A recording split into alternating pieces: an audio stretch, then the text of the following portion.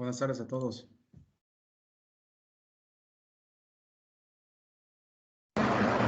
Buenas tardes, sí. Buenas tardes, sí.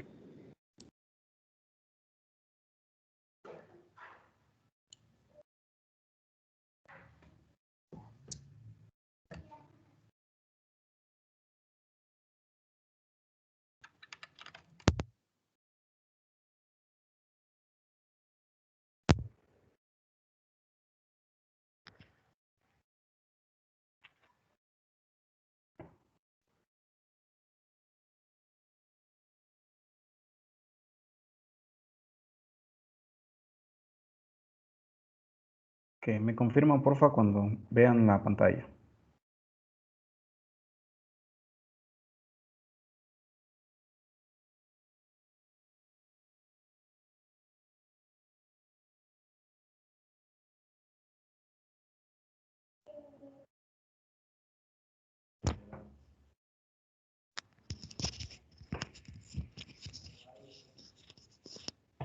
¿Sí me escucharon? Sí, que se ve. Sí, que ya se ve.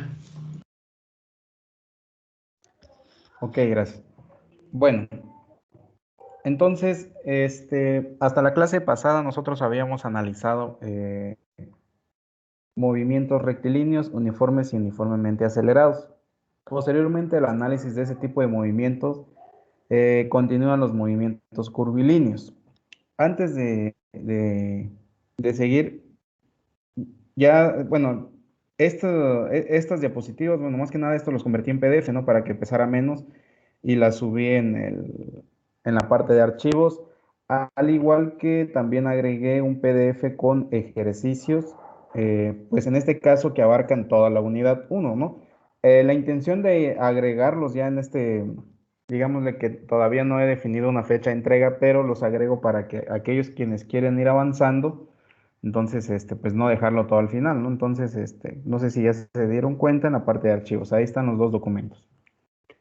Bueno, entonces vamos a hablar un poco acerca del movimiento curvilíneo. Todo el análisis que hicimos, en este caso en partículas que se desplazan a través de una línea recta, a lo largo de una línea recta, entonces viene a resultar prácticamente en un análisis muy similar digámosle, en un movimiento curvilíneo. Tenemos que definir posición. De la posición nosotros obtenemos el desplazamiento, después podemos obtener velocidad y después la aceleración. Entonces, es algo muy similar a lo que se hizo en el análisis rectilíneo. Ahora, pues más que nada, el hecho de llamar movimiento curvilíneo, pues prácticamente, pues nosotros nos podemos imaginar que ahora la trayectoria de de la partícula, pues se da en este caso sobre una línea que no es recta, ¿no? Prácticamente su misma, el mismo nombre lo dice, ¿no? Entonces, ahora el análisis consta en posicionar la partícula para determinado tiempo, ¿sí? De acuerdo a una posición fija, ¿no? En este caso, pues la posición fija normalmente es la que nosotros le llamamos el punto fijo o el origen, ¿no?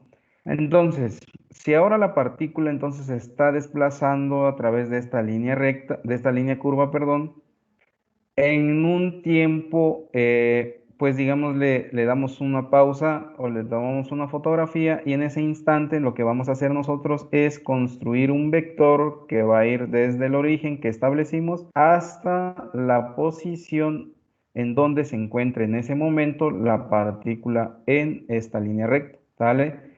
A ese vector que va a ir desde O hasta la partícula se le define con la letra R, es el vector R, ¿no?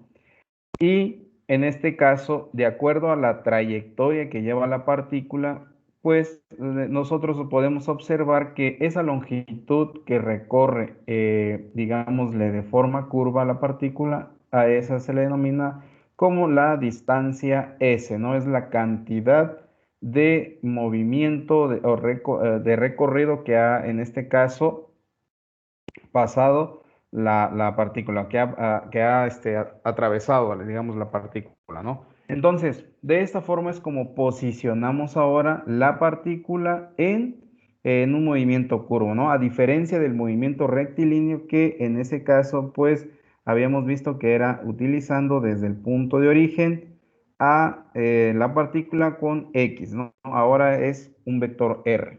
Pero, ¿qué pasa? Aquí estamos haciendo el análisis para, digámosle, en un instante, ¿no? Un instante dado pues esto es lo que sucede. Ahora, si nosotros le agregamos un lapso más de tiempo, entonces la partícula pues se va a posicionar en una nueva posición. Esta nueva posición se le denomina como R', ¿no? Es el vector R', nuevamente desde el origen O, ¿sale? Entonces, si nosotros nos damos cuenta ahora, hay un cambio en posición y aparte de eso, pues hubo lógicamente un desplazamiento desde la posición 1 a la posición número 2. A ese desplazamiento es la diferencia del vector R' menos el vector R que nosotros habíamos analizado desde un inicio, ¿sale? Que normalmente se le conoce como delta R. Ese delta R es el desplazamiento que está realizando la partícula para un nuevo cambio de posición. Ojo, aquí no hay que confundir aquí no hay que confundir el hecho de delta S con delta R. Delta S es el cambio en la trayectoria que va a surgir, digámosle, en la longitud del arco que está recorriendo la partícula. Y delta R representa únicamente el cambio vectorial que surge de acuerdo a los vectores de posición que nosotros le asignamos a cada posición de la partícula. ¿Sale? Entonces, si nosotros ya conocemos ahora el desplazamiento que está haciendo la partícula, entonces es muy fácil que nosotros ahora digamos lo siguiente. Bueno, nosotros ya analizamos que para encontrar la velocidad de alguna partícula, pues únicamente nosotros lo que hacemos es dividir el desplazamiento entre el intervalo del tiempo en el cual se dio el desplazamiento. Entonces es muy lógico que si en el movimiento rectilíneo era delta X en delta T, entonces ahora va a ser delta R en delta T, que delta R representa el cambio en, bueno, el desplazamiento más que nada, ¿no? Pero recordemos que esa velocidad que nosotros estamos obteniendo nuevamente es una velocidad promedio. Por lo tanto, permítanme tantito, nada más voy a descargar la lista. Por lo tanto, entonces, lo único que ahora hay que hacer, pues, nuevamente es encontrar la velocidad instantánea. La velocidad instantánea, entonces, en este caso, tiende a ser el límite del cociente de delta R en delta T cuando el incremento del tiempo tiende a ser cero. Por lo tanto, esto podríamos decir que es la derivada de la posición, vector de posición con respecto al tiempo. Pero si nosotros analizamos, digámosle este límite, cuando el tiempo tiende a ser cero, cuando el tiempo tiende a ser cero, delta R tiende a ser aproximadamente igual, si no es que en algún tiempo es igual a delta S. Entonces, aquí se puede hacer ese cambio o sustituir, en lugar de decir dr en dt, se le puede poner ds en dt. Ojo, solamente se puede cuando el tiempo tiende a ser cero, no encontrando el límite. ¿Sí? Entonces hay que visualizar esa parte de que este vector delta r, mientras más pequeño tienda a ser, este va a tender a ser igual que la trayectoria que en este caso está recorriendo la partícula para ese instante, ¿no? Para esa velocidad instantánea. Entonces se puede representar como ds en dt y de esa manera nosotros también podemos ir llevando las ecuaciones de esta forma, ¿no? ds en dt o bien dr en dt. La mayoría de autores maneja como ds en dt. ¿Sale? Siempre, bueno, esto es por esta, digámoslo, por esta referencia, ¿no? De cuando el tiempo es pequeño, muy pequeño, entonces dr tiende a ser ds. Ahora, Entonces, si ya tenemos la velocidad, es importante que conozcamos la aceleración. La aceleración, entonces, pues nuevamente, ahora, si ya conozco la posición, desplazamiento, derivo y encuentro la velocidad, vuelvo a derivar y voy a encontrar, lógicamente, la aceleración, ¿no? Entonces es lo mismo. Entonces, primero obtengo la aceleración promedio porque ahora la partícula, pues en el desplazamiento curvilíneo, tiene una velocidad conocida, existe un incremento de la velocidad, el incremento o el cambio en la velocidad, ya sea incremento o disminución de velocidad, tiende a generar una aceleración. Por lo tanto, ahora obtenemos aceleración promedio, que es delta V sobre delta T. Volvemos a hacer el límite para encontrar esa aceleración instantánea. Entonces, el límite de delta V entre delta T, cuando el tiempo tiende a ser cero, pues es igual a la derivada de velocidad con respecto de el tiempo. Lógicamente aquí van surgiendo otras definiciones que más adelante vamos a ir viendo. Aquí es únicamente la forma en cómo se puede analizar un movimiento curvilíneo. La diferencia es que en el movimiento curvilíneo existen diferentes métodos por el cual se puede analizar. En este caso, estos métodos van acorde de acuerdo a veces a los datos que existen para poder aplicar las fórmulas necesarias. Entonces, ¿en qué consiste? Por ejemplo, componentes rectangulares. Nosotros ya sabemos qué son las componentes rectangulares, ¿no? Es decir, tenemos un vector, lo descomponemos en X y en Y esas serían las componentes rectangulares. Pero en este caso estamos haciendo análisis tanto en plano como también a veces en tres dimensiones, ¿no? Entre los tres ejes o en el espacio, como normalmente se le dice. Entonces, la partícula ahora, pues aparte de tener, pues, tres coordenadas de posición, si nosotros tenemos las tres coordenadas de posición, derivamos con respecto al tiempo y obtenemos sus tres componentes de velocidad, derivamos nuevamente con respecto al tiempo y obtenemos la aceleración en sus tres componentes, X, Y y Z, ¿no? Entonces, a esto se le denomina componentes rectangulares. Es necesario que nosotros sepamos que también puede descomponerse un análisis curvilíneo en estas componentes. ¿Por qué? Cuando nosotros analizamos movimientos de proyectiles, a veces es más necesario analizarlo con componentes rectangulares. Y cuando a veces también utilizamos componentes normales, componentes tangenciales, también están los componentes radiales y transversales, ¿no? Entonces vamos a ir analizando cada uno de ellos. Hasta este punto es nada más que ustedes vean cómo es que se puede analizar. No solo el análisis es solo para movimientos rectilíneos, también se aplica en los movimientos curvilíneos, pero prácticamente es casi lo mismo, ¿no? Únicamente es para que ustedes se vayan dando idea y no vayan a imaginarse que el análisis de las fórmulas que se utilizan en movimientos curvos es totalmente diferente a lo de un análisis curvilíneo. Es prácticamente lo mismo, únicamente van cambiando los métodos. Ahora, si ya conozco cómo se obtiene la velocidad, cómo se obtiene la aceleración, cómo posicionar una partícula en un movimiento curvo, entonces paso a conocer cómo pueden tener componentes. Si ya sé las componentes, entonces, bueno, aquí pues es recalcar que la velocidad en X pues va a ser la primera derivada pues de la posición en X, ¿no? Y así sucesivamente para cada uno. Para la aceleración en la segunda derivada de la posición en X. Entonces, observen que es únicamente ir diferenciando. Pero, ¿dónde vamos a aplicar esto? Ahora, ¿dónde se va a aplicar? Por ejemplo, si yo analizo el movimiento de un proyectil, normalmente se le denomina tiro parabólico. Lo agregué aquí como un subtema porque no viene en el temario como un tema general, pero lo agregué como un subtema. Aquí por eso le puse 1.6.1. El movimiento en este caso de un proyectil se le considera como un movimiento curvilíneo. Este movimiento curvilíneo se analiza con sus componentes rectangulares. Es más conveniente analizarlo así, a diferencia de pues, los otros dos métodos que les voy a explicar a continuación.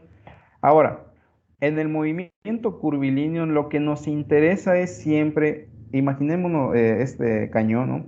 Cuando dispara, pues en este caso, pues la bala, la bola de cañón, pues va a tender a seguir esta trayectoria, ¿no? Esta trayectoria, pues, es un movimiento curvilíneo, en el cual se va a generar un movimiento sobre el eje X y se va a generar un movimiento sobre el eje Y. ¿Sí? Van a haber puntos máximos y puntos mínimos de altura y de distancias horizontales. Entonces, imaginémonos, únicamente aquí es el análisis de las trayectorias. Ahora, ¿qué va a pasar cuando nosotros queramos analizar sus velocidades, sus tiempos, sus aceleraciones? Para ello es necesario entonces este movimiento curvilíneo descomponer en sus componentes rectangulares, ¿no? Válgase la redundancia. Es necesario entonces ahora, imagínense que este punto de acá lo voy a pasar hacia acá y ahí voy a establecer un punto de referencia, es decir, o mi punto de origen, ¿sale?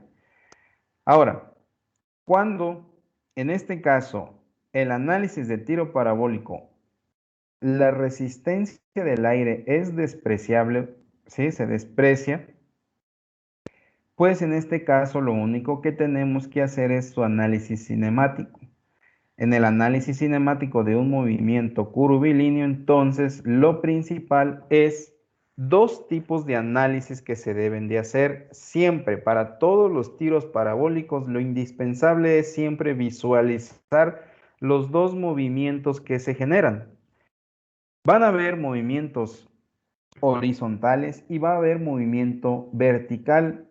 En la conjunción de estos dos me hacen que la partícula describa el movimiento curvilíneo. ¿Sale? Más o menos como lo que vimos esa vez con el programa Working Model, ¿no? Cuando solo le agregué una velocidad en Y, ¿qué es lo que hizo la pelota? Únicamente irse en dirección vertical. ¿Y qué pasó cuando le agregué una velocidad horizontal, una velocidad de X? Obviamente subió, pero también se fue desviando hacia el eje en X. Entonces, esto es lo que pasa en un movimiento de proyectil, un movimiento curvilíneo en este caso, tiro parabólico. Tenemos que visualizar los dos movimientos que realiza. Primeramente, nosotros visualizamos que para X van a haber ciertas condiciones para su movimiento y para Y también van a existir ciertas condiciones. Ahora, ¿qué condiciones son las que van a ir analizando en cada uno? Para empezar, va a haber una velocidad inicial con la cual tenga que ser disparado o con la cual en este caso nosotros realicemos el análisis de cualquier tiro parabólico. Siempre tiene que haber una velocidad inicial conocida o desconocida independientemente de cómo se plantee la situación. Y además de eso, tiene que haber un ángulo de disparo, ¿sale? Si no existiera ningún ángulo de disparo en un tiro parabólico, entonces, si el ángulo fuera cero, entonces únicamente se va a deslizar sobre el eje horizontal, ¿sí? Si el ángulo fuera totalmente de 90 grados, obviamente, pues el disparo también va a salir únicamente sobre el eje vertical, en el eje Y. Ahora, cuando nosotros imaginemos, le damos un ángulo de disparo de 60 grados, ¿no? Con respecto a la horizontal, obviamente, esta velocidad que va a ir en este movimiento curvilíneo lo podemos ver en sus dos componentes, en X y en Y, ¿sale? Va a tener dos componentes de velocidades, la velocidad total con la cual vaya en la trayectoria este movimiento, bueno, esta partícula en el movimiento curvilíneo. Componente velocidad inicial en X y componente de velocidad inicial en Y. Ojo, aquí son velocidades iniciales para cada uno cuando se analiza desde el inicio del movimiento. En el movimiento vertical, lógicamente nos interesa la velocidad inicial en Y, nos interesan las distancias en Y, tanto la inicial, es decir, si inicia de acá, o bien si lo empiezo a analizar de acá, ¿sí? Me van a interesar estas dos magnitudes. Y además de eso, en todo movimiento de análisis vertical en un tiro parabólico, siempre la aceleración que nosotros vamos a estar analizando siempre va a ser la aceleración igual a la gravedad, ¿sale? Es decir, para el movimiento en vertical, todas nuestras fórmulas que utilicemos, la aceleración siempre va a ser la gravedad, independientemente de qué sistema estemos utilizando, internacional o el sistema inglés, ¿sale? Y además de eso, siempre es negativa, porque la aceleración siempre va a tender a desacelerar esta partícula, ¿no? Siempre son los factores que nos interesan conocer. En el movimiento horizontal nos interesan las distancias alcanzadas, ¿sí? Y las velocidades iniciales en X. Entonces, la diferencia es que en el análisis del movimiento horizontal, la velocidad siempre va a ser constante porque no va a haber nada que lo vaya, digámosle, desacelerando en el movimiento horizontal. La única forma de desacelerar un movimiento curvilíneo, en este caso que es un vuelo libre, ¿sí? Es la gravedad. ¿Sale? Entonces, la gravedad solo afecta en el análisis vertical y en el análisis horizontal, el movimiento es rectilíneo uniformemente, ¿no? Es decir, la velocidad es constante y la aceleración siempre va a ser cero en ese punto. Si nosotros entonces decimos esas condiciones y que siempre tiene que cumplirse eso, entonces nosotros podemos visualizar lo siguiente. Lo siguiente es que nos vamos a retomar las ecuaciones de movimiento, en este caso rectilíneo uniformemente acelerado. Como ya les expliqué que hay dos tipos de análisis, horizontal y vertical, entonces comencemos a analizar el movimiento horizontal. En el movimiento horizontal siempre el movimiento va a ser rectilíneo, uniformemente, es decir, velocidad constante, aceleración cero. Aquí está recalcado. Por lo tanto, si yo recuerdo las tres ecuaciones principales del movimiento rectilíneo uniformemente acelerado, que son estas tres que anoté acá, si se supone que la aceleración es cero porque hay velocidad constante, entonces estas ecuaciones se reducen a lo siguiente. Y se dice que la velocidad total de la partícula entonces va a ser la misma velocidad con la que es disparada en X, ¿sale? Es decir, su componente en X va a ser la misma para toda la trayectoria horizontal. Además, que si recordamos esta formulita es totalmente la de movimiento rectilíneo uniforme, perdón. ¿Por qué? Porque se reduce este término a cero, porque la aceleración es cero para ese tipo de movimiento y nos queda la ecuación siguiente, ¿sí? Y pues prácticamente se vuelve a repetir el caso en que la velocidad es constante, ¿no? Estas dos ecuaciones, cuando sustituimos la aceleración cero para el movimiento horizontal, nos demuestran que es la misma aceleración en todo el movimiento horizontal. ¿Sale? Entonces, esta es la única fórmula que nos va a interesar generalmente, esta fórmula, para el análisis horizontal. Ahora, en el análisis vertical, entonces se supone que todo lo que va a ir hacia arriba debe ser positivo, ¿sale? Por lo tanto, ¿qué es lo que está pasando? La aceleración en Y siempre va a ser la gravedad y va a ser menos. Bueno, aquí hay una rayita extra, no sé por qué, la verdad.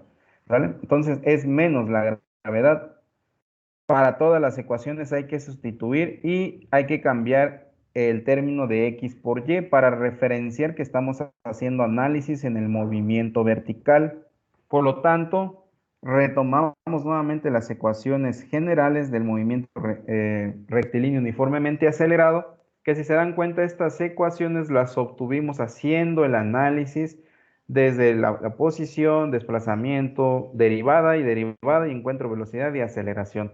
Como se repite el mismo proceso para el movimiento curvilíneo, entonces no tiene caso volver a hacer lo mismo, integrar y obtener las ecuaciones. Se supone que esa parte pues ya la analizamos y ya la sabemos, ¿no? Entonces, lo único que hacemos es retomar y plasmar otra vez las ecuaciones de acuerdo al análisis en la partícula. Por lo tanto, lo único que hay que hacer es que aquí en lugar de ir más, va a ser menos. Ojo, únicamente para el movimiento vertical. Va a ser menos, ¿sale? Todas las ecuaciones es menos y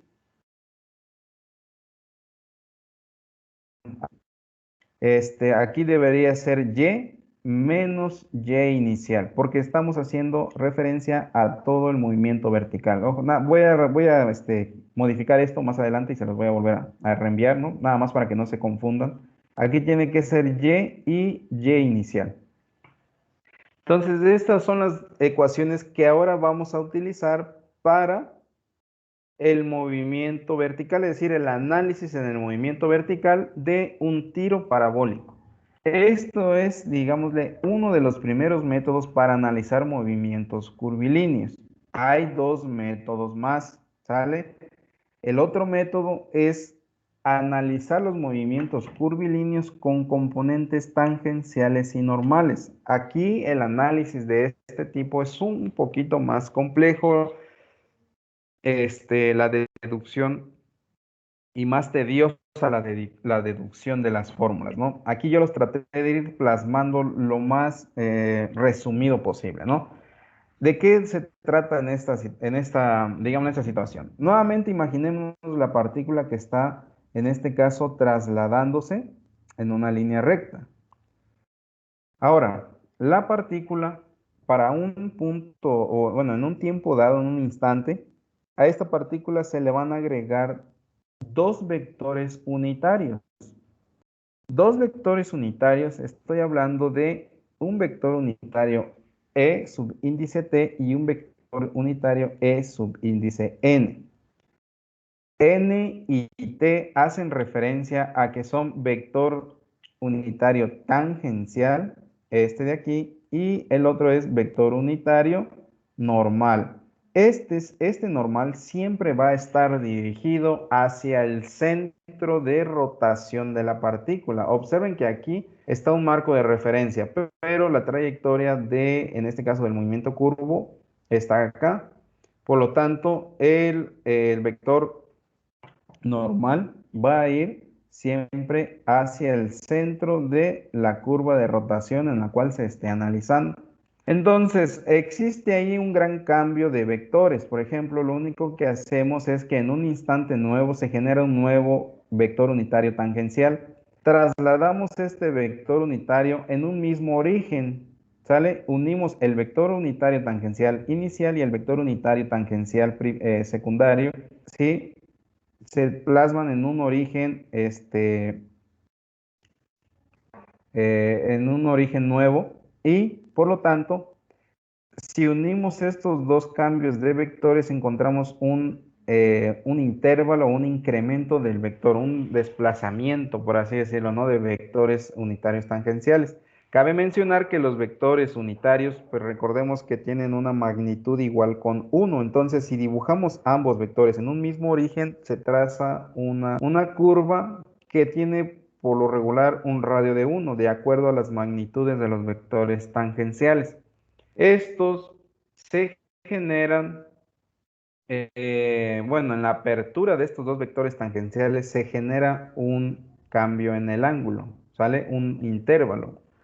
Este intervalo de ángulo normalmente se le conoce como delta teta, ¿no? Ahora, este cambio del ángulo provoca que mientras más grande, pues incrementa, mientras más pequeño, disminuye la magnitud de este incremento del vector unitario tangencial, el incremento, el intervalo.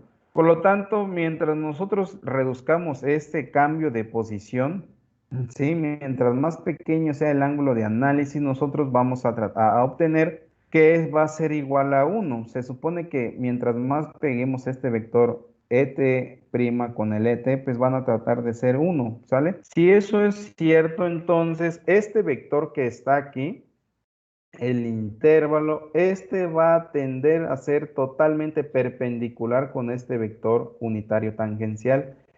Si es perpendicular, observen qué es lo que está pasando. Me voy a trasladar, imaginemos que este vector, este incremento,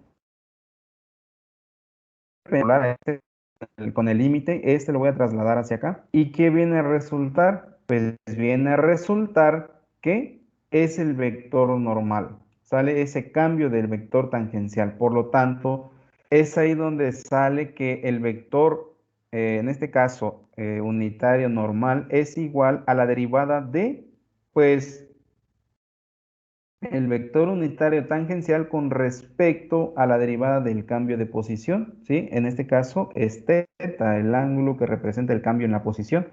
Por lo tanto, entonces, haciendo ahí algún uso de diferenciales, reglas de cadena, pues se vienen a obtener ciertos análisis, ciertas ecuaciones que nos permiten encontrar ahora la aceleración. Si se supone que la velocidad de la partícula entonces va a ser la velocidad tangencial que lleve la partícula, pero esta va a estar multiplicada por, en este caso, el vector unitario tangencial para volverlo vectorial, porque únicamente estamos hablando de la componente escalar y aquí estamos hablando de la velocidad que lleva la partícula. La velocidad en este caso tiene que ser vectorial. ¿Cómo convierto la velocidad escalar en vectorial? Multiplicándola por el vector unitario tangencial que yo le agregué al cambio de posición, en este caso de la partícula en el movimiento curvo. Por lo tanto, si yo diferencio esta ecuación y sustituyo el valor de ET, ¿sí? Que con la ecuación anterior, voy a despejar y sustituyo ese valor aplicando reglas de la cadena, pues yo puedo obtener, diferenciando, obtengo la aceleración, pero la aceleración me queda que es igual a la derivada de la velocidad con respecto del tiempo más la velocidad al cuadrado entre ρ, que ρ me representa el radio de curvatura, ¿no? El radio de curvatura de la trayectoria, que es el que estamos observando aquí. Ahora, ¿qué es lo que está pasando? Entonces, observen que en el movimiento de la partícula en la posición 1 y la posición 2, ¿sí? En este caso representamos sus vectores tangenciales unitarios, ¿sale? Obviamente, el cambio en esa posición pues me está generando delta teta. Delta teta, ¿cómo lo puedo obtener? Recordemos que para obtener la longitud de arco, pues tenemos que multiplicar el radio por la cantidad de ángulo que hay de apertura. Por lo tanto, entonces lo único que hay que hacer es sustituir, hacer ese cambio de fórmulas y obtenemos esta ecuación. Esta ecuación que tenemos aquí representa la aceleración total de la partícula, pero de acuerdo a los vectores unitarios que nosotros agregamos y de acuerdo a las reglas matemáticas aplicadas, nos generan dos componentes, ¿sale? Aquí es en donde salen, por eso es que es el nombre de componente tangencial y normal, porque la aceleración total va a tener una componente tangencial y una componente normal, ¿sale? Por lo tanto, si yo separo estos dos términos en componentes escalares, me va a quedar que la aceleración tangencial para un análisis curvo en una partícula me va a quedar que es la derivada de la velocidad con respecto del tiempo. Y la componente normal va a ser la velocidad al cuadrado escalar que lleven en ese punto de análisis la partícula entre el radio de giro. Estas dos son las componentes y se ven representadas de esta forma. ¿Sale? En el movimiento curvo siempre vamos a tener aceleración tangencial y aceleración normal. La aceleración normal siempre va a ir hacia el centro del radio de giro que tenga la partícula. Y la aceleración tangencial, su dirección va a depender de dónde se esté moviendo la partícula. Por ejemplo, si la partícula va hacia arriba y hacia la derecha, la aceleración tangencial va a tener esta dirección.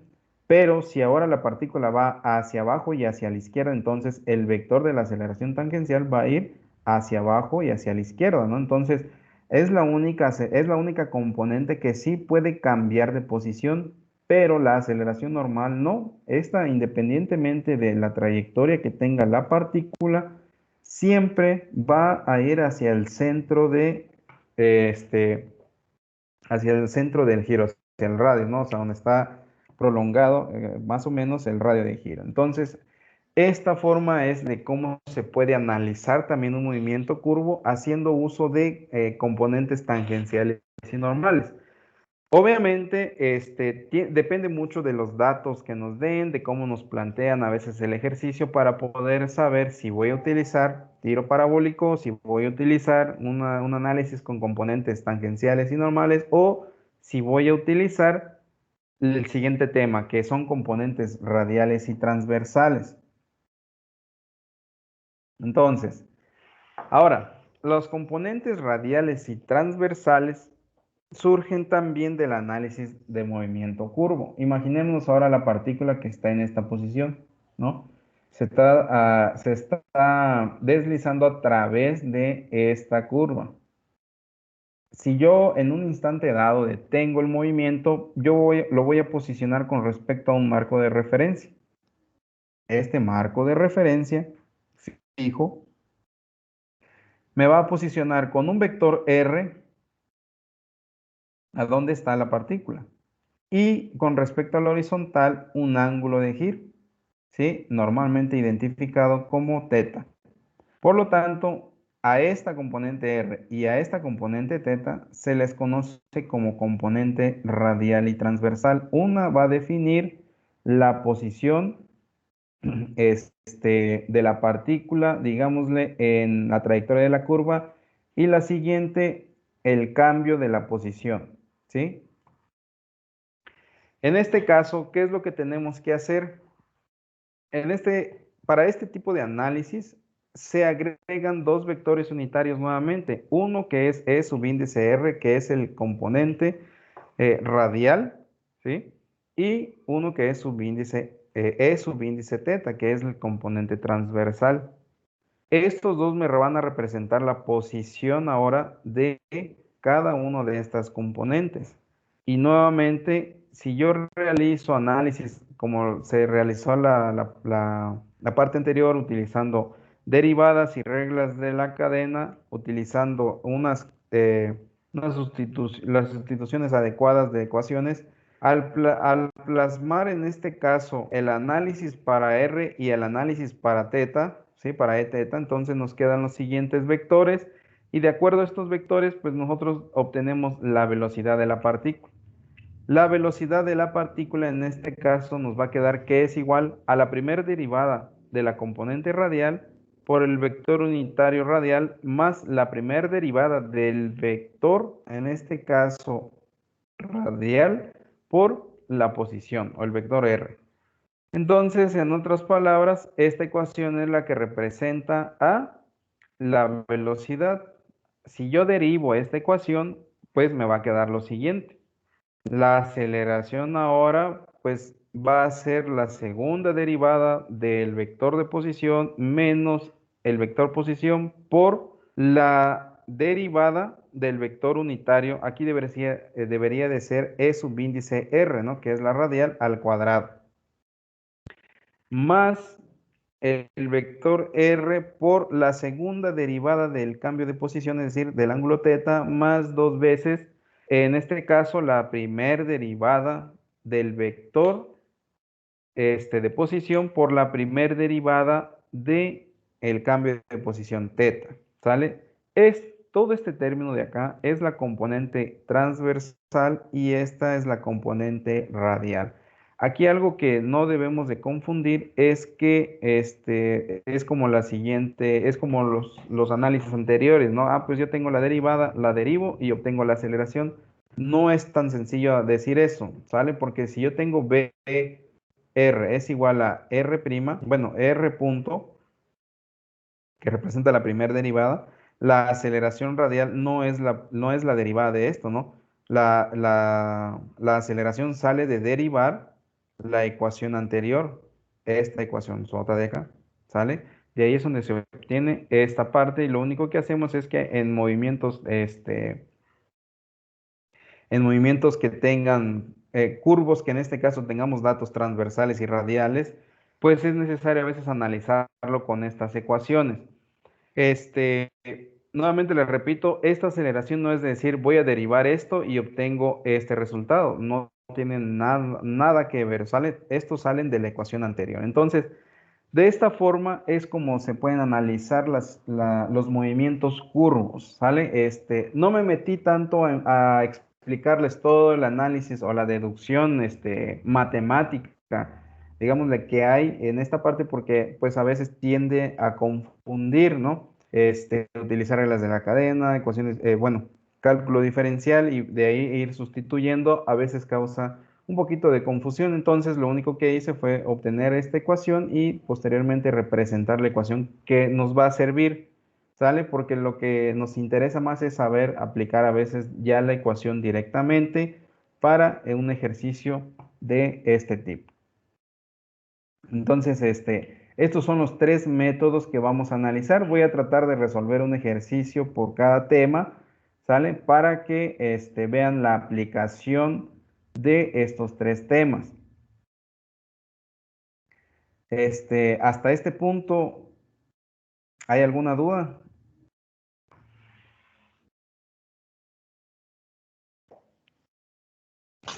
No, pero al contar los tres, pues sí, se te complica un poco, ¿no? Bueno, a mí, en mi punto, el último sí lo estoy viendo que está más variado, porque utilizas una derivada y dices que no la utilizas. Tienes que agarrarla de la siguiente fórmula para hacer la derivada, ¿no? Exacto. Bueno, en el último tema, pues no puedes aplicar prácticamente la derivada de esto y obtengo la aceleración radial, porque estas dependen de la primera ecuación, velocidad y es igual a este término, ¿no? Entonces, al aplicar la derivada, prácticamente derivo todo esto y obviamente me van a salir las componentes para cada uno, que son estas de acá. Lo único que se hace en esta parte de aquí es tomar los componentes escalares. Es únicamente esto, ¿no? Aquí están las componentes escalares y este de acá, lo que está en el paréntesis. Es lo único que se toma para aplicar la ecuación, ¿sale? Pero es de una ecuación en general de velocidad obtenida de acuerdo al análisis de los vectores que se forman de manera unitaria, ¿no? Ya más adelante, ya cuando se aplique, van a ver que pues es bastante sencillo, ¿no? Únicamente a veces nos dan las posiciones y lo único que tenemos que hacer es derivar, sustituir y prácticamente obtenemos la velocidad. Es bastante sencillo. La deducción sí es un poquito más complicada bueno, en este caso por la aplicación de los vectores unitarios y las reglas de cadenas y cálculo diferencial. Entonces, por eso no me metí tanto a esa explicación, porque lo que nos viene a interesar más en este caso ya es la aplicación directa, cómo aplicar la fórmula.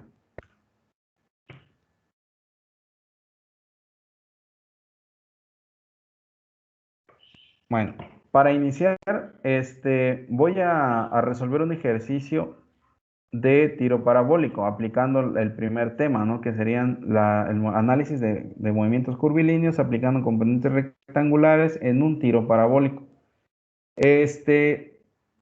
Traté de solucionar el detalle en cuanto a digamos, a la percepción de la clase. Pues lo único que yo voy a hacer ahorita es cambiar la modalidad. Ya no voy a utilizar el pizarrón porque creo y me puse a investigar un poquito ahí en internet y creo que ni mejorando tanto la calidad de internet ni mejorando la definición de cámara vamos a evitar que la percepción de imagen sea la más adecuada. Todo esto va a depender también de la conexión que ustedes tengan. Entonces, para eliminar eso, lo que yo hice fue investigar programas que me permitan hacer uso de distintas herramientas. Lo que yo voy a hacer ahorita, para este ejercicio no estoy al 100 aún porque me falta un dispositivo extra que, pues en este caso, pues todavía me falta comprarlo, ¿no? Voy a hacer el esfuerzo este fin de semana para comprarlo, para tratar de ir mejorando, ¿no? ¿Qué es lo que voy a hacer? Voy a utilizar una pizarra electrónica, ¿no? Es un software que incluso yo creo que a ustedes mismos les puede servir para la solución de sus ejercicios que vayan haciendo, no solo para mi materia, me imagino que para más materias. ¿Por qué? Se los muestro rápido. Este programa nos permite hacer pues un chorro de cosas. El programa se llama OpenBoard. Es una pizarra electrónica en la cual pues ustedes pueden ir cambiando fondos, de acuerdo al área de trabajo, ¿no? Cómo quieran visualizarlo, ¿no? Por lo regular yo voy a utilizar cuadriculado. Y pues aparte de eso, pues nos traen herramientas para escribir, ¿sí? Para pintar, para borrar, para remarcar, opciones para mover imágenes, para mover el espacio de trabajo, para disminuir o aumentar el zoom, para utilizar láser, líneas, incluso texto, recortar y bueno, más utilidades. Lo interesante de este programa es que, por ejemplo, las clases que yo les dé, las voy a ir resolviendo en estos documentos y al final yo puedo guardar este documento como un PDF para poder enviárselos, ¿no? Es decir, por ejemplo, si hubo algo que no se comprendió bien, que no se entendió bien, hay veces que todo lo que se hace en el pizarrón, pues a veces no se logra anotar al 100%. Entonces, cuando menos aquí, toda la solución que yo vaya haciendo de un ejercicio, pues va a quedar totalmente guardado como un archivo en PDF. Este, las herramientas, digámosle, como que muy padres de esta pizarra es que, por ejemplo, ustedes pueden trasladarse a su escritorio con esta opción de escritorio y, por ejemplo, si yo quiero hacer un recorte de esta imagen, pues únicamente selecciono cortar, agarro esa imagen y le doy a añadir a la página actual y pues automáticamente yo ya tengo la imagen pegada aquí y hacer referencias de esta imagen, ¿no? O sea, está bastante padre. Les comento y les doy esta asesoría así rápido por si quieren utilizarlo, para la solución de ejercicios, ¿no? Ya queda a criterio de ustedes. Entonces, regresando otra vez a la clase, pues yo voy a estar trabajando con esto. Lógicamente, pues con el mouse es un poquito complicado escribir y redactar, entonces voy a adquirir un dispositivo extra para poder hacer más fácil esta parte, ¿no? Utilizando un lápiz. Entonces, por el día de hoy, pues voy a tratar de sacar la clase así. Esperemos que mejore. En cuestión a poder percibir mejor la explicación de la solución, ¿no? Porque pues sí, me quedé con esa, digamos de que como que con esa preocupación en el hecho de que pues no logran visualizar bien, que la imagen se traba y pues obviamente el audio se escucha bien, pero pues si no se ve de dónde estoy explicando, pues o lógicamente no se entiende, ¿no? Entonces, pues voy a tratar de mejorar. Entonces, para este ejercicio, para escenar esta plataforma, pues vamos a resolver este ejercicio, ¿no? Entonces traten de copiar, les voy a dar un tiempo para que ustedes copien.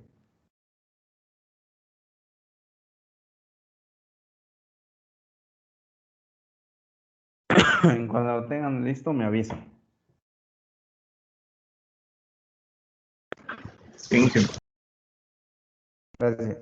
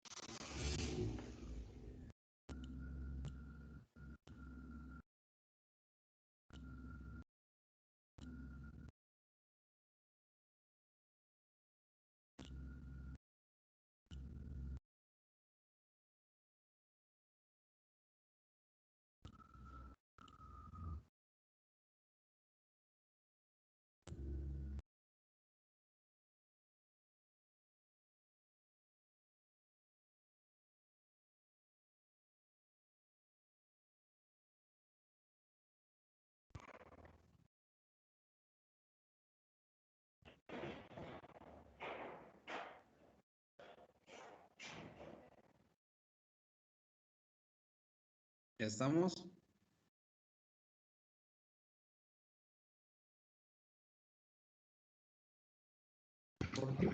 De parte de Inge.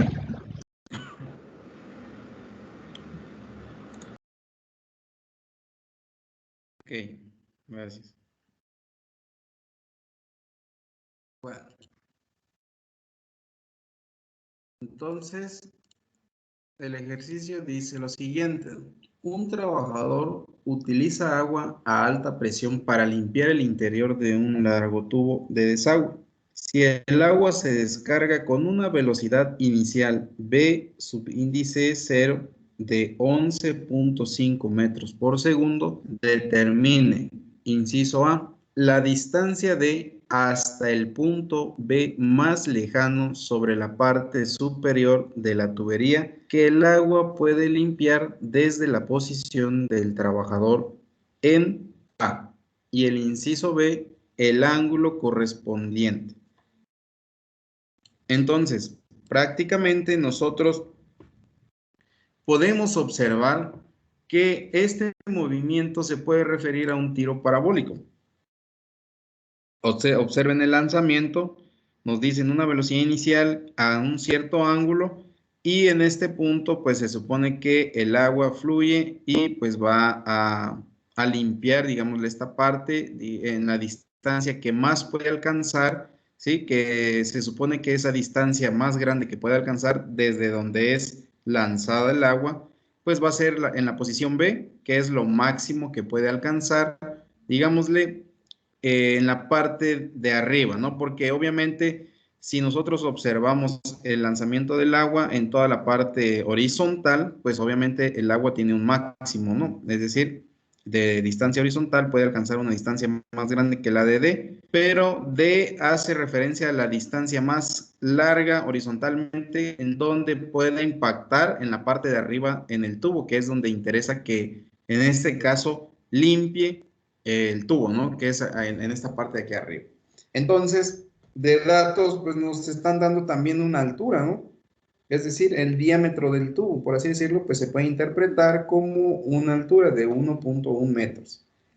Si nosotros analizamos ahora el movimiento, pues prácticamente podemos establecer que en donde es lanzada el agua, es decir, en esta posición de aquí, pues ahí nosotros podemos establecer nuestro marco de referencia o nuestro punto de origen.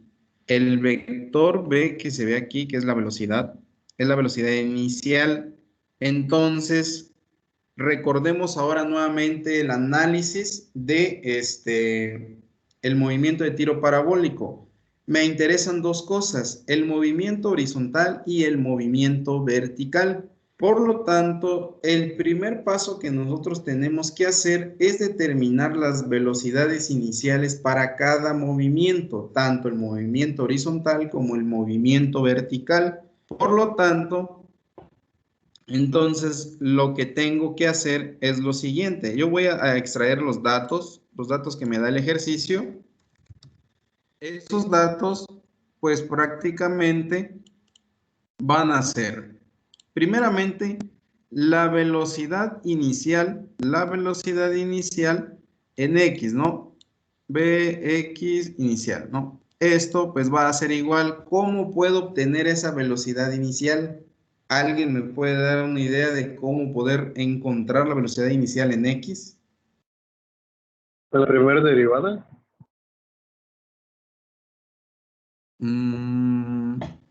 Bueno, sí es una derivada, ¿no? Para encontrar la velocidad. Pero en este caso se supone que ya tenemos una velocidad total. ¿Cómo puedo encontrar la componente? Recordemos que para el movimiento horizontal lo voy a representar. ¿Mande? Sería multiplicar por el ángulo. Así es.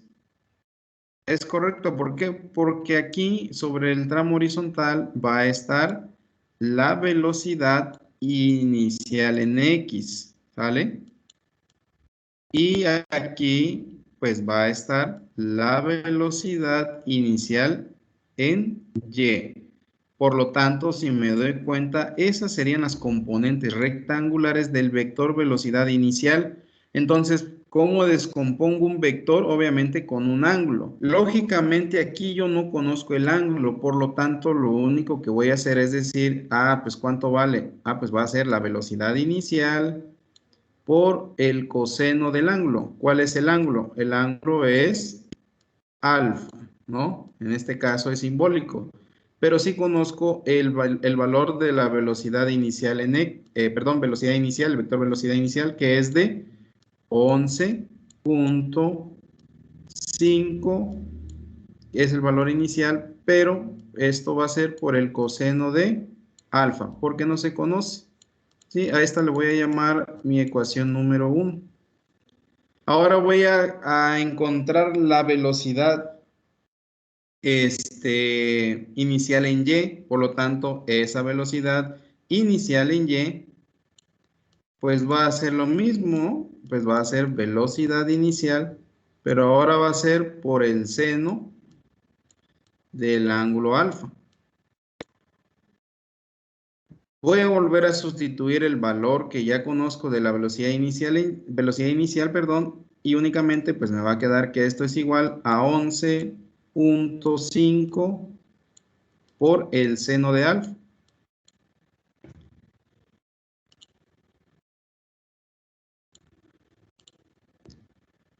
Por el seno de alfa. Y prácticamente pues esto queda representado como mi ecuación número 2. Ese es el primer paso que hay que realizar siempre en todo análisis de tiro parabólico. Encontrar las dos componentes de la velocidad inicial. ¿Sale? Ahora, una vez que ya tengo ese análisis, entonces lo que me interesa ahorita voy a analizar el movimiento vertical. ¿Sale? Analizo el movimiento vertical. Voy a hacer una referencia aquí, ¿no? En donde voy a dividir el análisis vertical y el análisis horizontal. Entonces, aquí le voy a poner análisis movimiento vertical.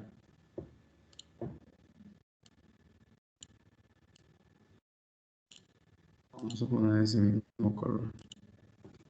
Entonces, voy a comenzar ese análisis. Lo primero que yo voy a hacer ahora es recordar esas fórmulas del movimiento vertical. Las fórmulas del movimiento vertical, entonces, las voy a ir recordando. Y pues el primero me dice que la velocidad en Y es igual a la velocidad inicial en Y menos, porque recordemos que es la gravedad, menos la gravedad por el tiempo. La segunda ecuación me dice, a ver, y final es igual a y inicial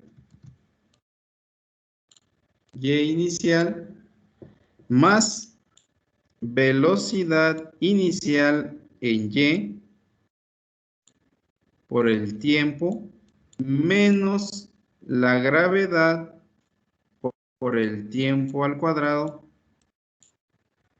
sobre 2. Y la siguiente fórmula pues es la de velocidad en y al cuadrado es igual a la velocidad inicial en y al cuadrado menos 2 veces la gravedad. Algunos autores manejan como aceleración y no le ponen gravedad, pero pues recordemos que en el movimiento vertical la aceleración siempre es la gravedad. Por lo tanto, aquí es y menos y inicial. Esas son las tres ecuaciones del movimiento vertical. Todo es con referencia a y para diferenciarlas al análisis del movimiento vertical.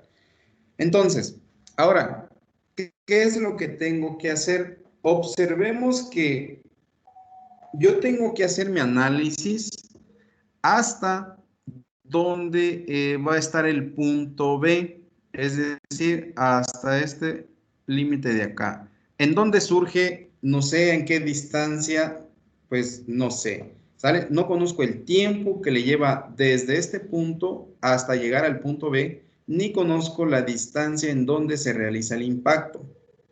Pero hay algo que aquí debo de comprender y de visualizar para poder hacer el análisis y en este caso poder utilizar las ecuaciones.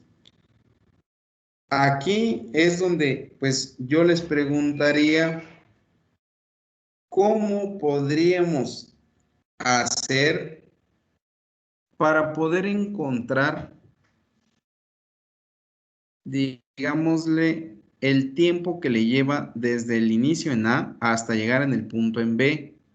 Tengo que encontrar ya sea el tiempo, tengo que encontrar ya sea la distancia, porque son las dos partes que me interesan. En este caso, el inciso me pide encontrar la distancia, pero cuando yo analice en B, hay ciertos datos que me van a orientar a encontrar la solución.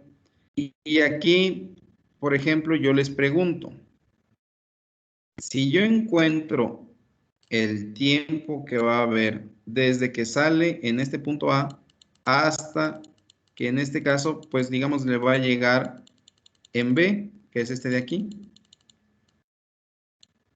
Ahí, pues lógicamente hay un tiempo de vuelo. Ese tiempo que yo calcule que le va a llevar del punto A hacia el punto B va a ser el mismo tiempo tanto para el análisis horizontal como el análisis vertical. Va a ser el mismo tiempo. Aparte va a haber un tiempo también, para referenciarlo, le voy a poner este T1. Aparte va a haber un tiempo también en el cual, por ejemplo, puede hacer el vuelo total, es decir, desde que inicia hasta que, pues en este caso, llega al suelo, ¿no? Al mismo nivel, ¿no? Y se detiene totalmente el movimiento, imaginariamente. Ese tiempo es el tiempo total de vuelo, pero aquí lo único que me interesa es encontrar el tiempo que le lleva de A hacia B. Entonces, ese es T1. Para encontrar ese tiempo T1, yo necesito analizar lo que está sucediendo entonces en B. Si yo analizo, por ejemplo, con esta ecuación, esta de aquí, para encontrar el tiempo, pues yo observo que sí tengo la altura final, la altura inicial la conozco, es en 0, porque aquí establecí mi punto de inicio, mi punto de análisis. Sé que y inicial es 0. Velocidad inicial en y, pues, digámosle, en cierta manera, pues la conozco, aunque esté en función del ángulo, ¿no?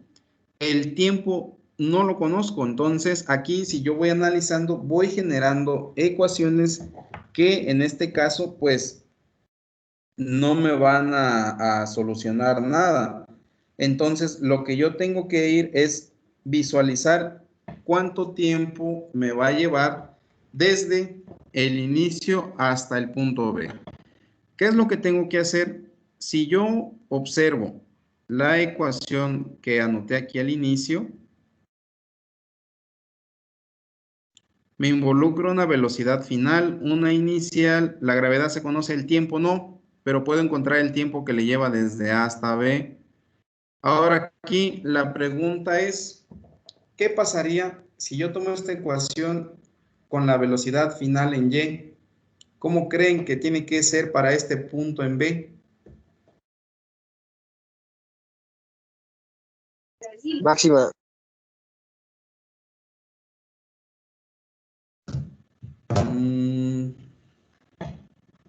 Bueno, la velocidad no.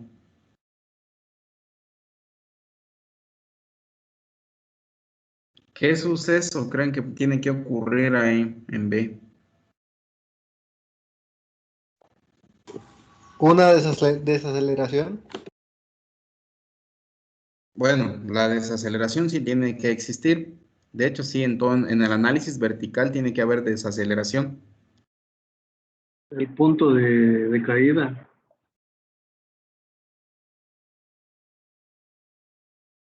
Ok, bueno, punto de O sea, caída. el punto de parábola. Yo lo que les quiero decir, imagínense ustedes que van a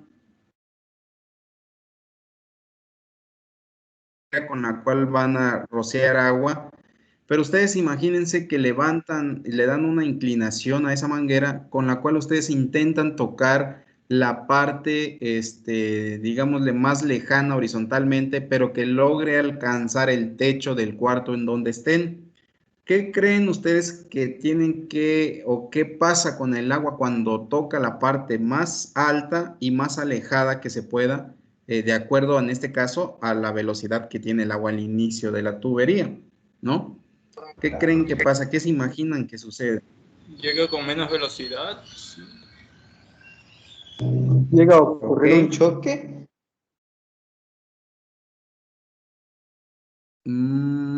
Bueno, digámosle No que tiene, lograría. tiende a cero la velocidad. Se queda así Es como correcto. stand-by y luego va para abajo. Exacto. La velocidad en este punto es cero. La velocidad en Y para el punto B tiene que ser aproximadamente igual con cero. ¿Por qué? Porque acuérdense que cuando alcanzamos la altura máxima en un lanzamiento de forma vertical, ¿qué pasa cuando alcanza la altura máxima? Lógicamente el objeto tiende su velocidad a ser aproximadamente cero. Esto nos va a garantizar que vamos a alcanzar esta distancia de 1.1 metros y que va a ser la máxima distancia horizontal que va a alcanzar el chorro de agua, ¿no? Porque es muy fácil decir, bueno, pues si el agua lo puede alcanzar aquí en este punto, ¿sí? Es obvio que sí lo puede alcanzar, pero lo que nos interesa en este caso es localizar el punto más grande, digámosle horizontal, la distancia más grande horizontal en la cual garantice que aún va a tocar la parte superior del tubo, es decir, cuando alcance la altura máxima de 1.1 metros. Entonces, para alcanzar la altura máxima tenemos que garantizar que su velocidad en jets tienda aproximadamente a ser cero. Entonces, si es cero, para ese tiempo yo puedo decir lo siguiente. De esta fórmula, yo voy a decir que cero, porque la velocidad en Y va a ser cero, para ese punto va a ser igual a la velocidad inicial en Y, que en este caso lo voy a sustituir de una vez, que es la ecuación número 2. Voy a sustituir y me va a salir 11.5 por el seno de alfa menos la gravedad. Vamos a poner de una vez simbólico, ¿no? 9.81 por el tiempo. Observen, esta ecuación que yo estoy generando, estoy poniendo como condición que la velocidad va a ser 0, es decir, entonces estoy garantizando que si yo despejo de esta ecuación el tiempo, estoy garantizando que este tiempo que estoy encontrando va a ser el tiempo 1, que va a ser el tiempo en el cual va desde A hacia B. Por lo tanto, lo único que yo voy a hacer es despejar entonces el tiempo. Despejando el tiempo, yo voy a poner despejando el tiempo.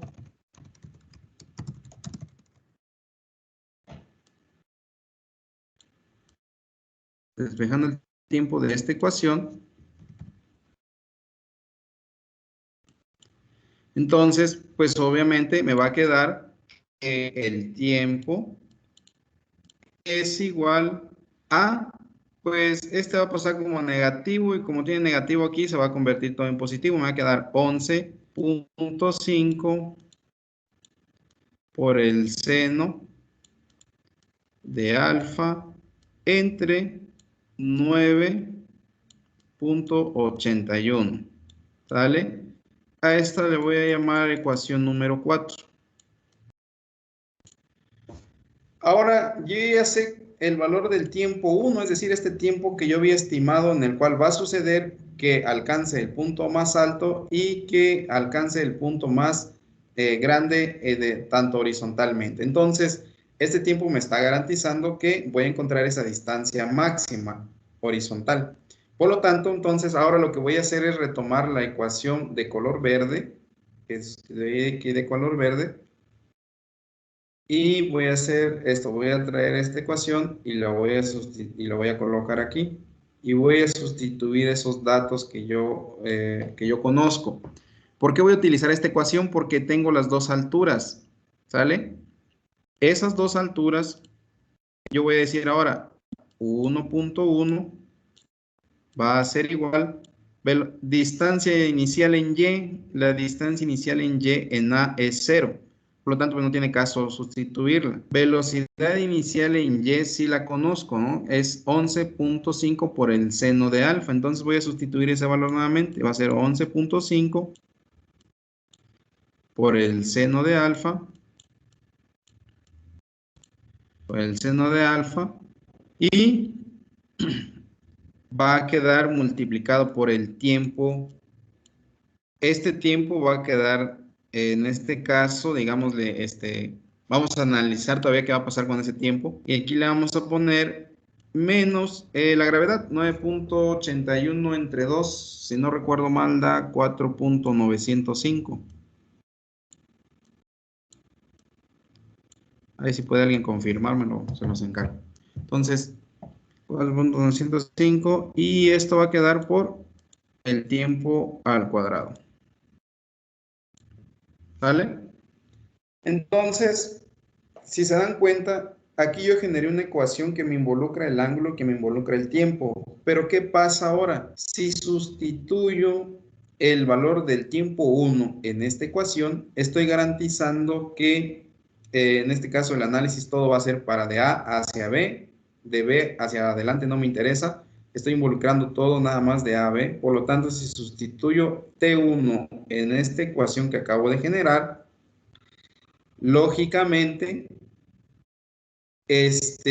voy a poder encontrar a quién. Si se dan cuenta, tengo el ángulo como una misma incógnita. Entonces, lo que yo voy a hacer es lo siguiente. Le voy a poner aquí ecuación 5.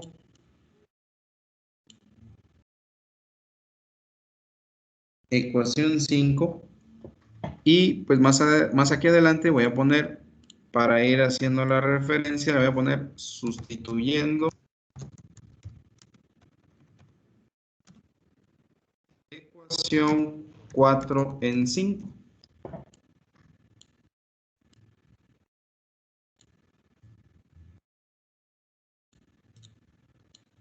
Entonces, ¿qué va a pasar? Sustituyendo ecuación 4 en 5, pues me va a quedar lo siguiente. 1.1 va a ser igual a 11.5 por el seno de alfa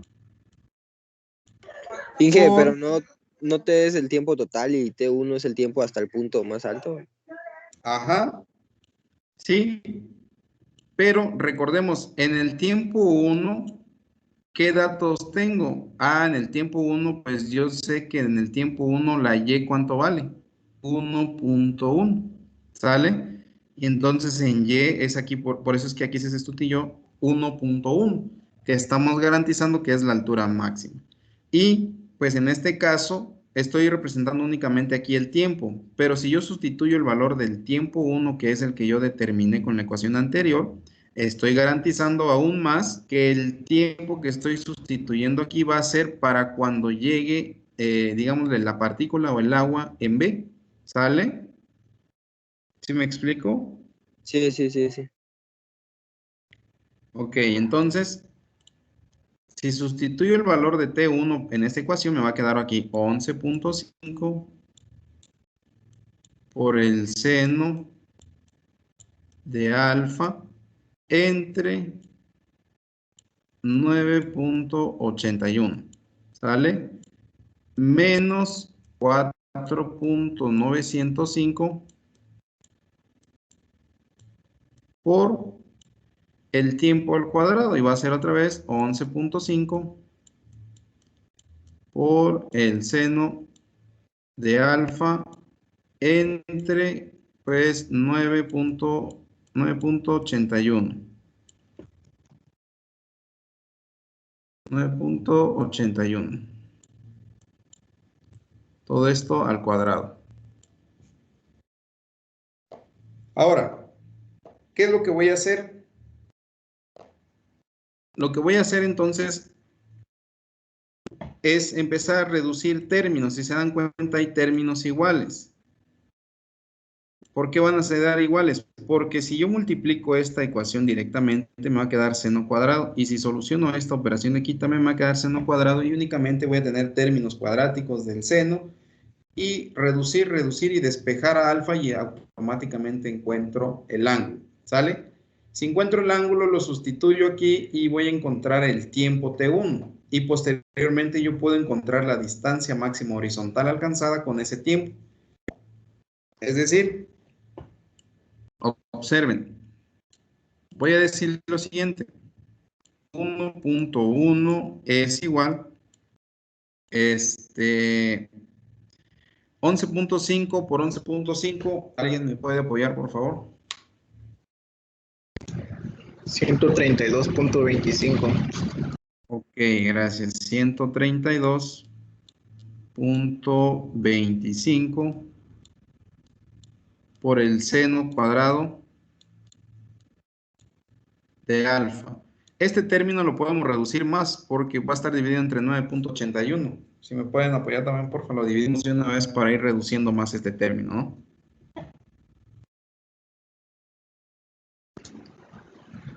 13.481. Ok, entonces vamos a sustituir eso, gracias.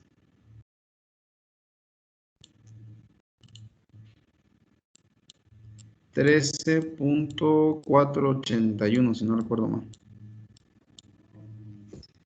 Entonces, por el seno cuadrado de alfa, menos, y ahora sí, pues va a ser 11.5 al cuadrado. Bueno, si se dan cuenta va a ser lo mismo, no va a salir 13.481 porque va a ser 11.5 al cuadrado entre 9.81 da 13. Nada más que ahora hay que multiplicar 13.481 por 4.905. Inge, el seno cuadrado de alfa no queda dividido entre 9.8.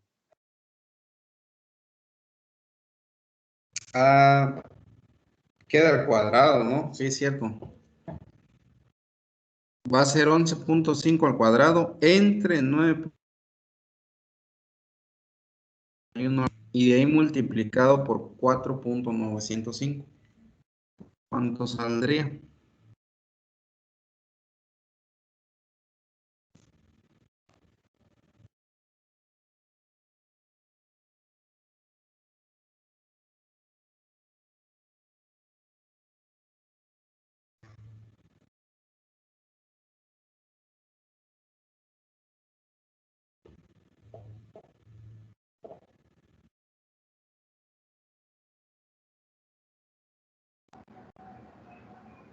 Menos 6.74. Ok, menos 6.74. 0,5. Ok, 0,5 y esto es seno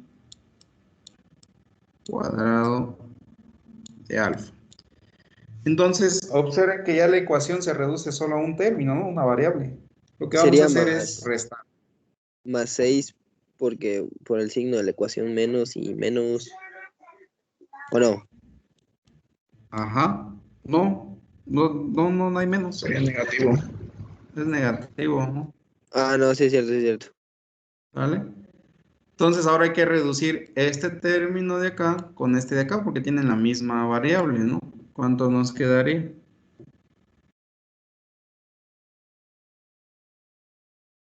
La mitad menos 6.405. 7.405 es la mitad. ¿Así?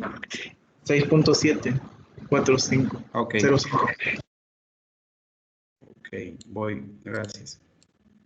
6.7405. Obviamente esto es seno cuadrado de alfa. Entonces vamos a despejar, ¿no? Entonces aquí me va a quedar ahora seno cuadrado de alfa, pues va a ser igual a, pues ahora sí, 1.1 entre 6.70405. Bueno, vamos a poner aquí 1.1 entre 6.7405. Y pues como este está elevado al cuadrado, para elevar al cuadrado, pues le tengo que sacar raíz. ¿A cuánto es igual?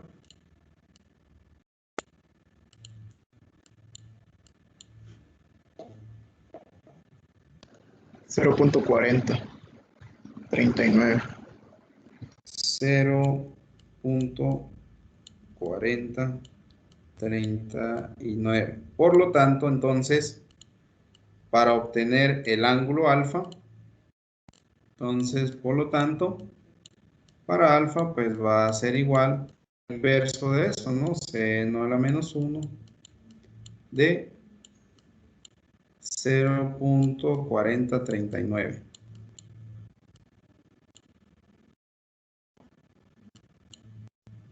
Y aproximadamente, ¿cuánto sale ese ángulo?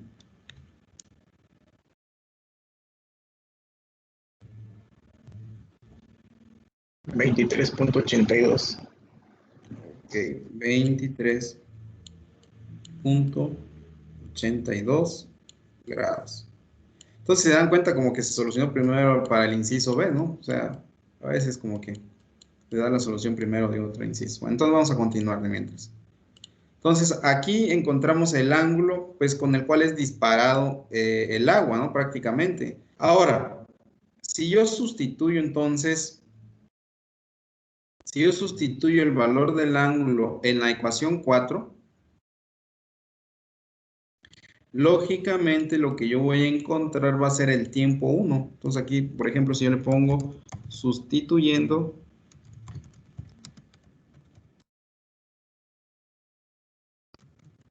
en la ecuación 4,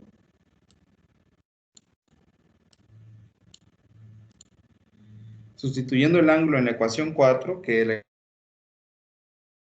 habíamos 11.5 seno de alfa entre 9.81, entonces me va a quedar lo siguiente, que el tiempo 1 va a ser igual a 11.5 por el seno de 23.82 entre 9.81. Por lo tanto, ese tiempo entonces, ¿a cuánto es igual?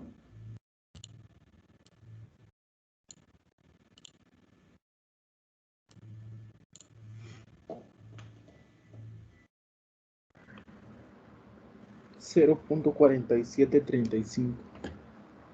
Ok, 0.4735 segundos.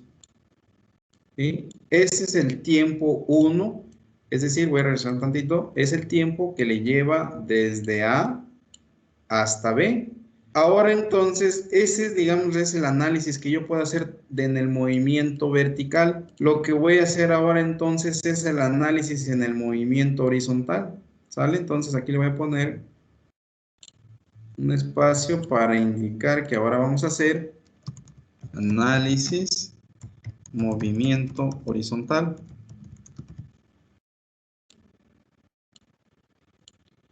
Entonces, en ese análisis del movimiento horizontal, ahora, la única fórmula que yo sé es que la velocidad, digámosle total en X, siempre va a ser igual a la velocidad inicial en X.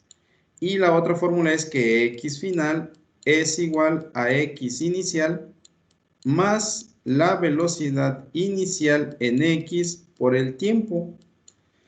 Entonces, ¿qué va a pasar? La distancia inicial, pues ya la conozco. Como mi punto de referencia es en A, pues la distancia inicial es 0. La velocidad inicial la conozco, pues está en términos ¿de quién? Está en términos de el coseno de alfa, pero ya conozco el valor de alfa, entonces quiere decir que la velocidad inicial ya la puedo encontrar.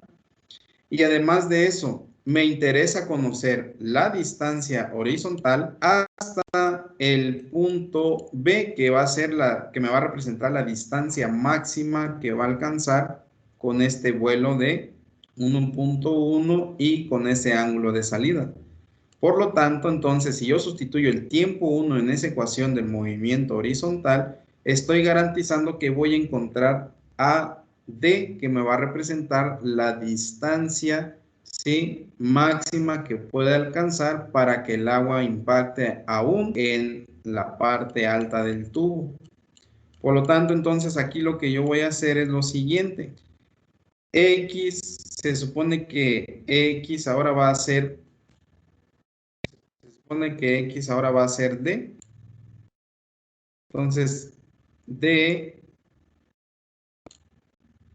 que me representa la máxima distancia horizontal va a ser igual a X inicial 0. Velocidad inicial, si la conozco, va a ser, en este caso, 11.5 por el coseno de 23.82 en la velocidad inicial en X por el tiempo, y el tiempo ahora es de 0.4735 segundos. Con esto garantizo que hasta ese punto yo necesito mi análisis. Por lo tanto, entonces, D, ¿a cuánto va a ser igual?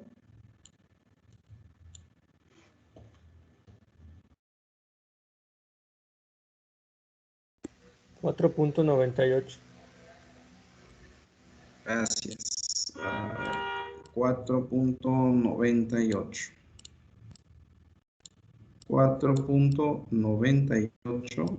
Obviamente, estos son metros. ¿Vale? Entonces, con esto queda solucionado totalmente el ejercicio.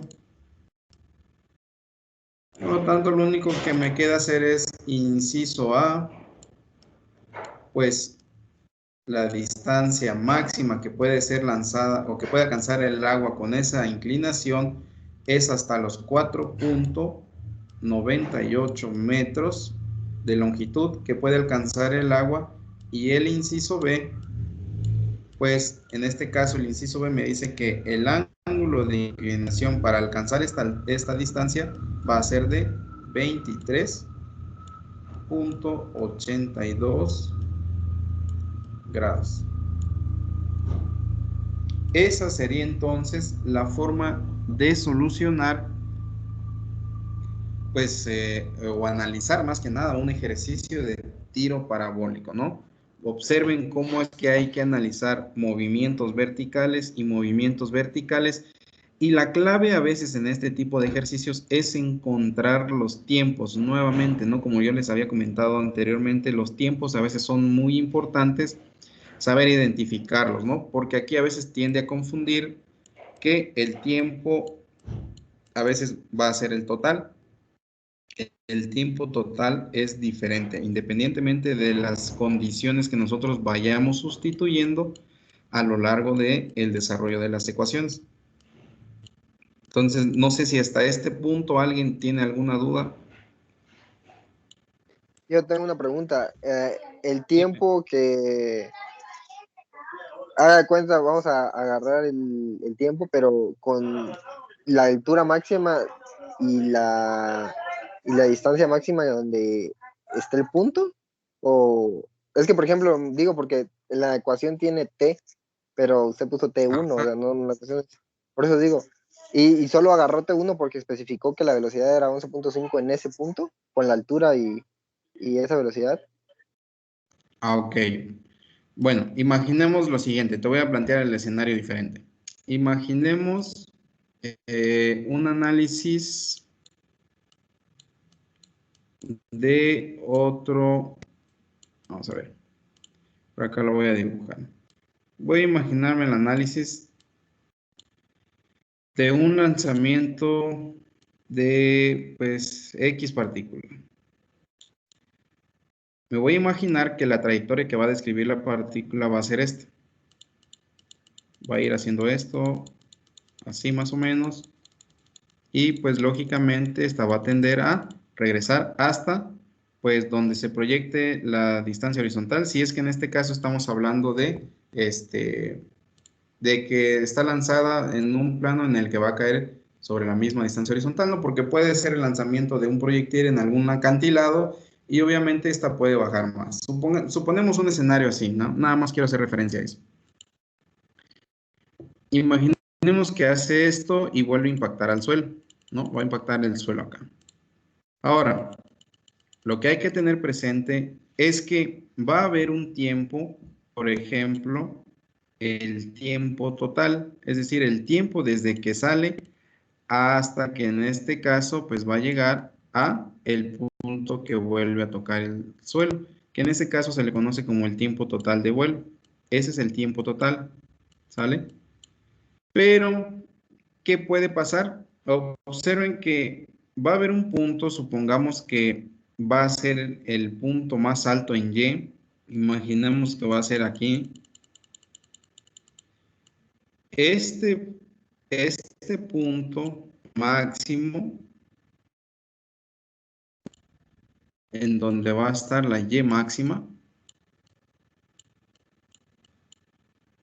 En donde va a estar esta Y máxima va a haber un análisis de tiempo diferente porque ahora va a ser desde aquí hasta que alcance la altura máxima y ese puede ser un tiempo 1.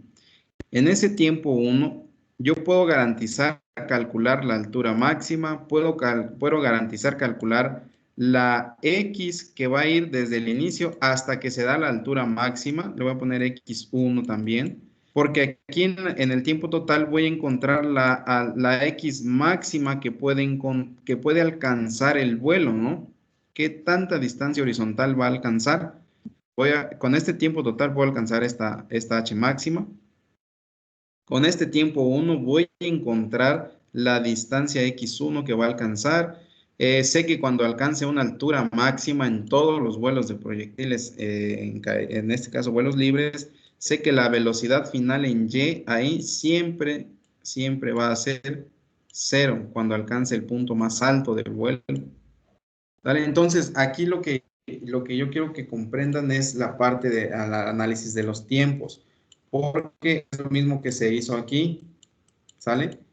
Aquí el agua está volando, ¿no? Prácticamente, y pues llega un punto en el que pasa rozando el tubo y de caer.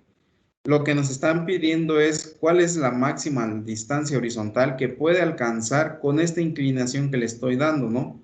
Si yo le cambio esta inclinación, obviamente esta distancia se va a ver afectada. Como bien puede ser más corta o como bien no lo alcance.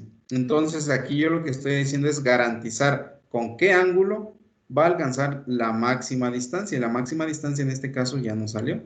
No sé si me explico, si queda claro la explicación de las diferencias entre los tiempos totales y los tiempos para cada análisis en específico.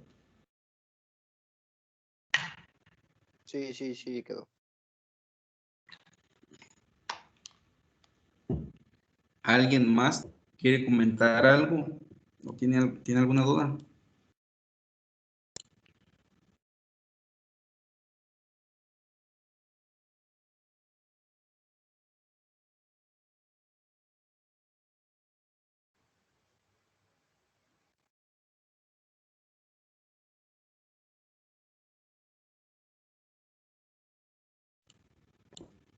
¿No hay ninguna duda? Yo creo que no. Ahora yo les pregunto, si el vuelo es totalmente así parabólico, que sube, alcanza la máxima altura, libre y vuelve a descender, ¿cómo creen que es este tiempo de aquí para acá?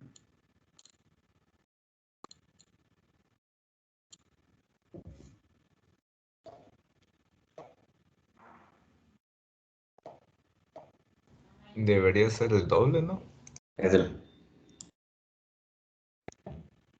Como el doble. Si el movimiento horizontal es rectilíneo uniforme, entonces debería de tardar el mismo tiempo desde el punto de la altura máxima hasta el suelo. Es correcto. El mismo tiempo que le lleva a alcanzar la máxima altura desde que es lanzado, en el mismo punto de que es lanzado, es el mismo tiempo en el que tarda en descender y alcanzar el mismo nivel de altura de donde fue lanzado, ¿no? O sea, hay que tener en mente eso también, porque les puede servir para ciertos ejercicios, siempre y cuando el tiempo sea libre desde que sale hasta que, pues en este caso, vuelve a caer al mismo nivel de referencia, porque pues hay ejercicios en los cuales se pueden topar casos diferentes, en los cuales pues se encuentra un obstáculo, digámosle un obstáculo aquí, obviamente pues este tiempo de aquí ya no va a ser el mismo que el tiempo que tardó en subir, ¿sale? O bien que pues a veces hay ejercicios en los cuales pues el lanzamiento es lanzado desde una altura, un acantilado, aquí está el nivel del suelo, pues obviamente este va a subir y va a bajar, pero no va a ser el mismo tiempo, digamos, de cuando alcance la máxima altura, que va a ir de aquí hasta acá, al tiempo que le va a llevar ahora de aquí y llegar hasta el suelo. Obviamente el tiempo va a ser el mismo, pero proyectando la misma línea de referencia, ¿no? Entonces son las cuestiones diferentes que hay que ir tomando en cuenta, ¿no? En el tiro parabólico. Entonces, son digámosle, por así decirlo, los datos ocultos a veces que nos cuestan visualizarlos, ¿no? Entonces, son las cuestiones que tienen que ir corroborando. Yo creo que vamos a hacer un ejercicio más de este tipo de problemas de tiro parabólico. Profe, y si choca, o sea, hay un punto en la parte máxima y choca, sigue cayendo con la misma velocidad, o sea, con el mismo tiempo.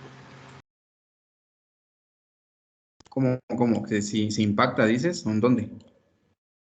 Es que como ve el tubo, se ve que choca en la parte de arriba del tubo y luego desciende, ¿no? Digamos, bueno. cuenta con el mismo tiempo de caída por la misma velocidad, ya no le quita velocidad o algo. En este caso, como nosotros estamos garantizando el análisis para una velocidad en Y prácticamente en cero, entonces esto es como estar diciendo que el agua prácticamente roza esta superficie, ¿no? Lo único que sí hace es cambiar a veces la trayectoria, pero pues en este caso como roza prácticamente el agua, el tiempo sí tiene que ser aproximadamente el mismo.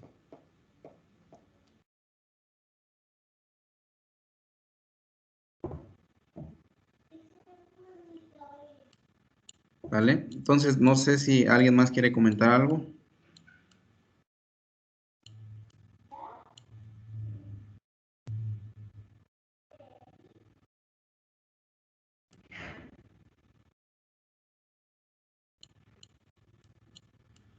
Bueno, aprovechando, ahorita que recuerdo, había una incertidumbre en cuestión de, a veces en obtener, por ejemplo, lo que había comentado su compañero en aceleraciones máximas. Les había comentado que, bueno, hay formas, diferentes formas. Otra de las más sencillas para obtener la aceleración máxima en un movimiento, por ejemplo, si nosotros tenemos una ecuación por ejemplo, x igual a 3 veces el tiempo al cuadrado, imaginémonos, más, digámosle, más 6 veces el tiempo, nada más. Si yo derivo una vez, encuentro la velocidad, ¿sale? Entonces, al encontrar la velocidad, me va a quedar 6t más 6. Si yo vuelvo a derivar, encuentro la aceleración. Entonces, la aceleración en este caso va a ser igual a 6. Entonces, para encontrar la velocidad máxima, obviamente tengo que igualar a 0 aquí. Y si en dado casos aún se puede, aquí si yo quiero encontrar una velocidad máxima es difícil porque ya no tengo con qué igualar, ¿sale? No hay una velocidad máxima para este análisis. Entonces, va a depender a veces de la ecuación que nos vayan dando. Aquí en este caso, si yo quiero encontrar la aceleración máxima que sufre el movimiento de esta partícula con esta descripción del movimiento, si yo derivo otra vez a esta ecuación de la aceleración, ¿sí? La derivada en este caso va a ser 0. Por lo tanto, me está indicando que no va a haber un punto máximo para este movimiento o esta función del movimiento, ¿no? Entonces va a depender a veces de la ecuación. Supongamos que me da una ecuación de velocidad igual a 2 veces el tiempo al cuadrado más 3. Entonces si yo derivo la aceleración me va a quedar 4 veces el tiempo. ¿Sale? Aquí sí va a haber un punto máximo. Si igual a 0, bueno, si igual a 0, si hubiera otro dato aquí también voy a encontrar un máximo. Voy a incrementar un poquito más la ecuación para que nos dé el chance. A ver, vamos a incrementar el exponente. Vamos a poner 4 y aquí le vamos a poner t cúbica. Supongamos que esta es la ecuación, ¿no? Derivo y encuentro la aceleración, entonces va a ser 8 veces el tiempo al cubo más 9 por el tiempo al cuadrado. Entonces, velocidad, voy a tener que, en este caso, tomar esta ecuación, igualarla a 0 y despejar para el tiempo, ¿no? Y ahí voy a encontrar el tiempo en el cual la velocidad se vuelve máxima. Si yo quiero encontrar la aceleración máxima, entonces tengo que volver a derivar esta ecuación y observo que me va a quedar 3 por 8, 24 veces el tiempo al cuadrado más 18 veces el tiempo, ¿no? Entonces, ahora en esta ecuación lo que yo tengo que hacer es igualar a 0 y despejar para el tiempo. Y tengo que observar cómo se comporta. Como en este caso es una función cuadrática, obviamente se va a formar una parábola. Puede ser positiva o puede ser negativa, independientemente de la tercera derivada. Aquí que hay que aplicar ya más herramientas de cálculo diferencial. Entonces, lo que me interesa es despejar, perdón, derivar, igualar con 0 y despejar para el tiempo. En ese tiempo me va a indicar que estaría encontrando entonces ahora el máximo de esta función, ¿sí? Entonces al encontrar el máximo de esta función estaría encontrando la aceleración máxima, ¿no? Independientemente del tipo de función que me estén dando, va a ser una parábola, como en este caso es cuadrática, una parábola cóncava hacia arriba o negativa, ¿no? Positiva o negativa. Entonces, así es, rápidamente, así les explico, es para encontrar la aceleración máxima en este tipo de movimientos. ¿Sí me explico? Ahí, el compañero que me había preguntado la vez pasada. Sí, correcto, Inge. Gracias. Ok. Entonces, esa es una forma, ¿no? Ahora, pues en cuestión de esto hay que empezar a practicar más, ¿no? Para que le vayan agarrando el hilo. Está sencillo, ¿no? Nada más hay que a veces lograr visualizar los tiempos. Lo principal es aquí saber identificar los tiempos de vuelo. Eso es lo más importante. Entonces, si no hay dudas por el día de hoy, pues hasta ahí la vamos a dejar y nos estaríamos viendo el día de mañana. Voy a tratar de guardar toda esta parte de desarrollo como un PDF y agregárselos ahí como archivos para apoyo extra de ustedes, ¿no? Ok, ingeniero. Gracias. Sale, pues. Entonces nos vemos mañana. Cuídense. Igual, nos vemos. Señor ingeniero, gracias. Hasta luego. Hey, cuídate. Chao. Sale, hasta mañana.